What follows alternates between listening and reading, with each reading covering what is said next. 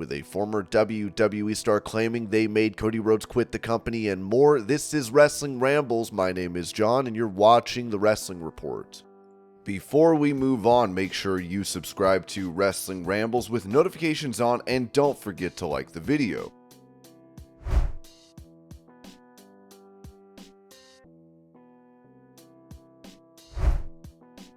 Going over his history with the Von Erich family, who will be the focal point of the new Iron Claw movie, The Rock said on the Joe Rogan Experience, "Kerry Von Erich was my hero, man. What's crazy is when my dad wrestled for Fritz Von Erich, we lived in Dallas, and every week at this famous arena called the Sportatorium, this tiny little arena the size of like a little flea market. Those guys that used to wrestle with him in the afternoons and just roll around in the ring, it was wild."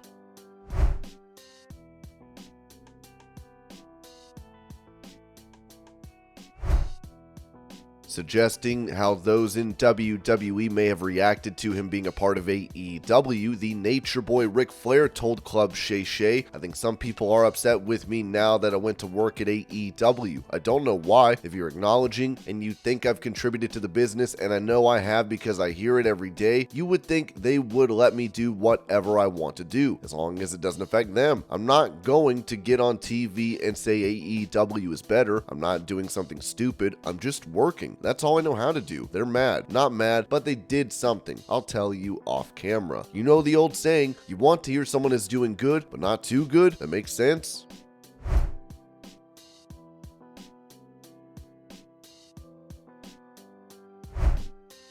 As he will be returning to NXT next week to take part in a fatal four-way match where if Wesley wins, he will face Dominic Mysterio. Johnny Gargano wrote on X, "I have quite the history with Grimes and Bronson, and I've been a fan of Wes's work for quite a while. And you all know what happens when Johnny Wrestling shows up in an NXT ring. Needless to say, I think you're going to want to see this one."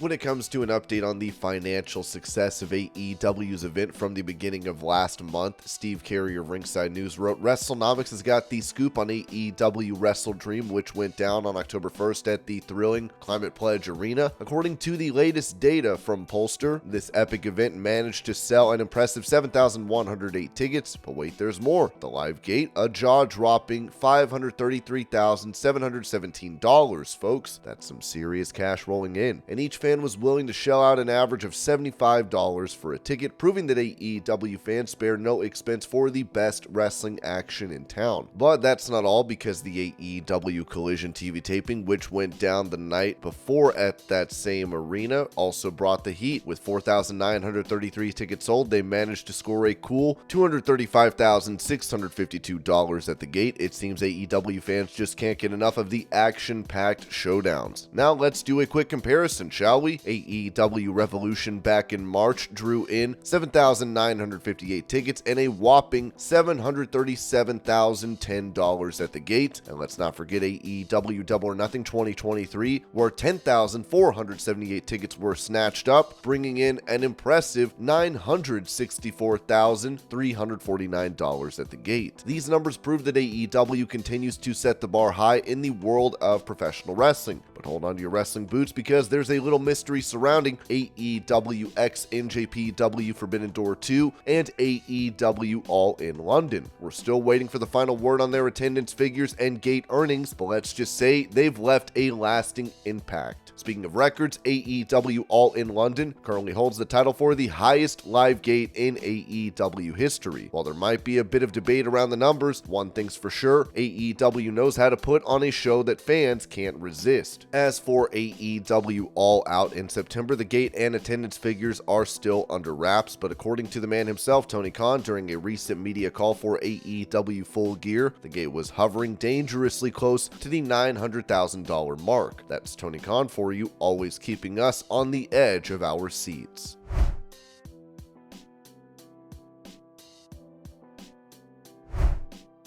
Revealing the plans for the next All In London event, AEW President Tony Khan said during the post-Full Gear media scrum, "This is going to be very different. You talked about the logistics from a preparation standpoint. This is going to be a very different challenge for AEW. The load-in is a very different schedule than what we had last year. If you look at the calendar of Wembley Stadium events on August 2024, you'll see that Taylor Swift is scheduled ahead of us. Taylor Swift being scheduled ahead of us at Wembley Stadium is a big deal, and I have some interesting stories about how all this came to be and where we're at. It's very fun. So when Wembley approached us about our load-in and the Taylor Swift shows, there was an opportunity for them to add more shows, and we were going to do everything we can to abbreviate our load-in time. So they came to us and said it would help us out a lot if you could load in your show faster, because we could have the opportunity to have more Taylor Swift shows, and could you guys do that? We said it would be costly and challenging, and we would like to help you out, so we will."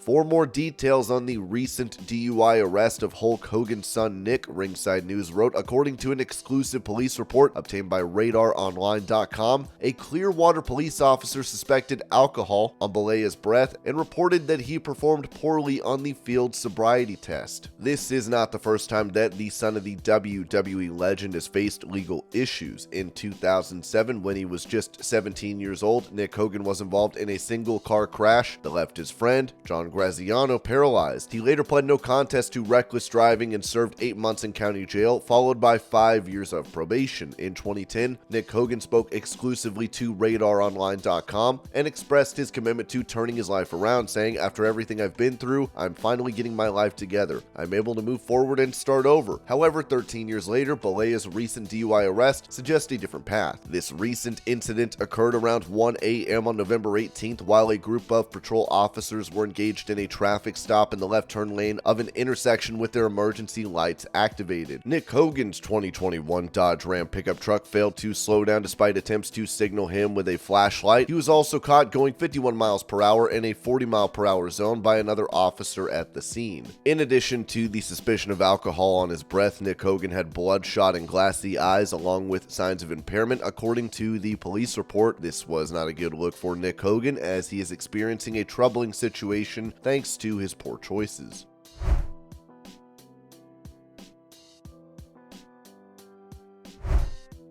At the recent AEW Full Gear event, Hangman Page and Swerve Strickland faced each other in a Texas death match where Page would bust Swerve open and have the blood from Swerve drip into his mouth. For details on the backstage process for this spot coming to life on the show, Sean Ross Sapp reported that one particular spot that got a lot of attention, for better or worse, was Hangman Page drinking Swerve's blood, then spitting it out. It led to many questions as to whether or not the spot was planned and or approved. We can confirm that the day following AEW Full Gear, Fightful was informed that the spot was planned and pitched by the participants and was approved by the match producer. We're told that people within AEW were very happy how the match was received and executed.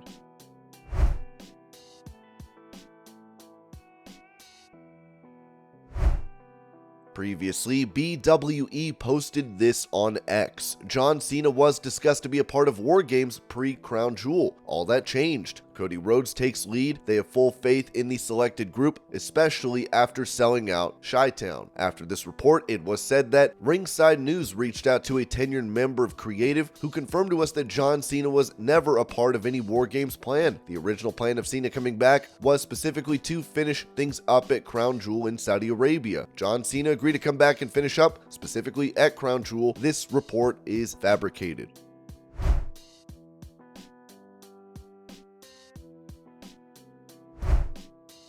Going over the financial success that WWE has seen for some of their recent events, Steve Carrier of Ringside News wrote, WrestleNomics has just dropped the numbers on WWE September premium live events, and oh boy, it's a wild ride. First up, we've got WWE Payback 2023, which rocked the PPG Paints Arena in Pittsburgh, Pennsylvania on September 2nd. The attendance, a solid 11,680 diehard fans. But the real shocker here, the gate revenue scored a jaw-dropping whopping $1,161,555, folks. That's right, $1 million gate. Each ticket was like a golden ticket, averaging at a cool $99. These fans sure knew how to open their wallets for some top-tier wrestling action. But wait, there's more. WWE NXT No Mercy 2023 hit the Mechanics Bank Arena in Bakersfield, California on September 30th, and it was a banger of a show, folks. With a packed house of 4,308 fans, the gate raked in a whopping $262,262. That's over $250,000. And get this, the average ticket sale amounted to $61 a pop. Talk about premium wrestling entertainment. Now let's talk distribution, shall we? According to WrestleTix, WWE Payback 2023 had a grand total of 13,014 tickets distributed, including those sweet comps. WWE even flexed their numbers muscles, announcing an attendance of 12,468. The numbers don't lie, folks. As for WWE NXT No Mercy 2023, we're looking at an estimated 4,954 tickets distributed, and with that incredible gate, it's safe to say fans were more than willing to cash in for this epic showdown. And there's a little bonus for you. WWE Payback 2023 came oh so close to WWE Fastlane 2023, which went down on October 7th at the Gainbridge Fieldhouse in Indianapolis, Indiana. Fastlane scored big with a $1,181,229 gate, and both events had a crowd of 11,680 cheering their hearts out.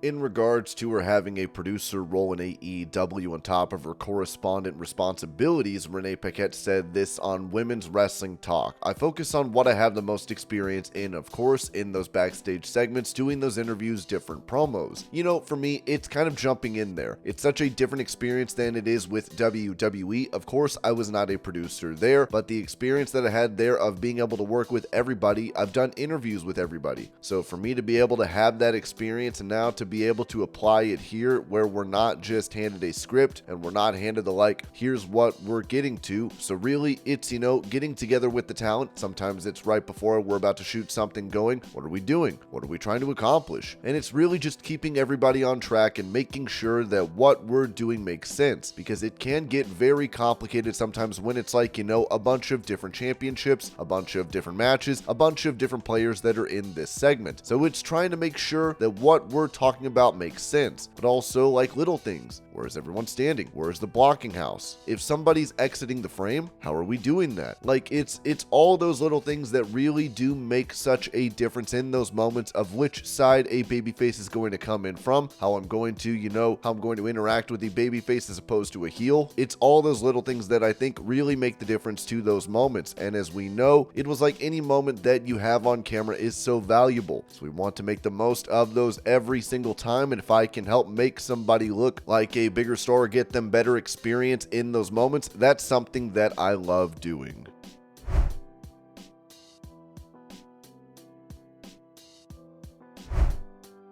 Noting how WWE stars deal with being told they are not good enough, Chief Content Officer of WWE Triple H told Greg in the Morning Buzz, "There are points in time in every career when you're told you're great, you're going to do this, you're going to do that, and that comes along and you get very excited about it, and then there are moments where things don't happen the way you want them to, and people are, you're never going to go beyond this, you're always going to be stuck here." There are always going to be positives and negatives. I would say if you're not going to buy into the positives, you can't buy into the negatives. You just have to do your thing and grind. I don't care who you are, how long it takes. If you grind, I look at LA Knight right now. He's been in this business for a long time. I knew him in the very beginning. He was in NXT early in the system. A lot, he'll admit this, a lot to his own doing. He caused himself to not be in it, but he kept grinding, kept grinding, kept grinding. And here is sort of running towards the end of his career, and all of a sudden he's making it and becoming a big deal. Hopefully he can capitalize on that, and we can, but you never know, and you keep those doors open and you see what's going to resonate. Nobody has perfect vision around the corner. You just keep grinding and doing what you do, and hopefully success comes.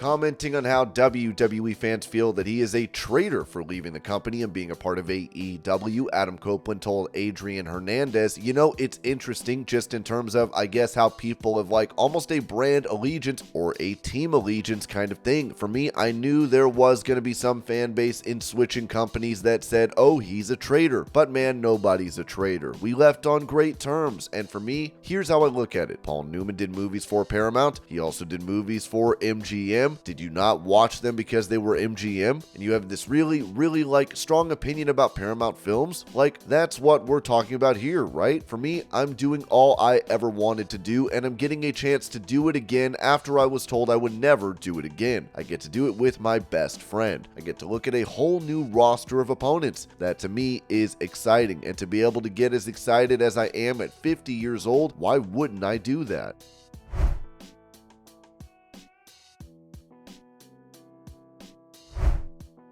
Recalling her first meeting with the cast of Total Divas, former WWE star Mandy Rose said on her Power Alphas podcast, "I get to the first meeting where we're gonna be filming it, of course. Mark Carrano brings me into the room. I walk in. Mark Carrano is like holding my hand because he obviously wants to make it a thing as well. And they're all like at a table. They told them that they have a special surprise. They didn't know what the surprise was. There are always surprises in WWE. So I come in and I could just see the look on everyone's faces like, who's this bitch? But also like, all right, like the typical hi. That's what I was getting. It was like, yeah, you don't belong here. Or like the first thing Paige said was like, but can you wrestle? Or whatever it was. So they're very concerned about me getting training done and putting in the work, which I totally understand. Like, I get it. But I also feel like there was a lot of shade and jealousy. Yes, I threw that word out, jealousy happening, and it's okay. We all go through it.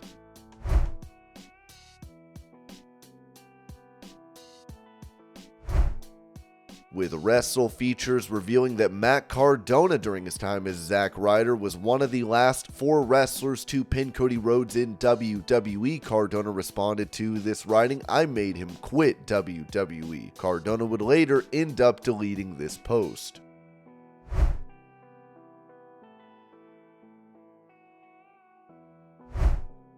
As WWE announced a premium live event, The Bash in Berlin, which will take place in Germany next year, Gunther said this about being a part of it, telling SI.com, "I'm applying for my green card. During that process, you can't leave the country for a little bit, but the PLE is in August. It should be over by then." On the topic of his upcoming match against The Miz at Survivor Series, the Intercontinental Champion said, "I'm not a typical WWE guy. I established and developed myself far away from WWE. Miz is different. He went through the WWE system, and he's living proof of how effective the system is. He's one of the most decorated wrestlers they've ever had, so it will be a clash of styles." Gunther even noted this regarding his physical transformation. "If I stay stagnant, I'll fall behind. I always want to be one step ahead. No one ever told me to lose weight. I wanted to transform into something new." And this was your pro wrestling news update. I hope you're all having a great day. Thank you so much for watching, and I will see y'all later.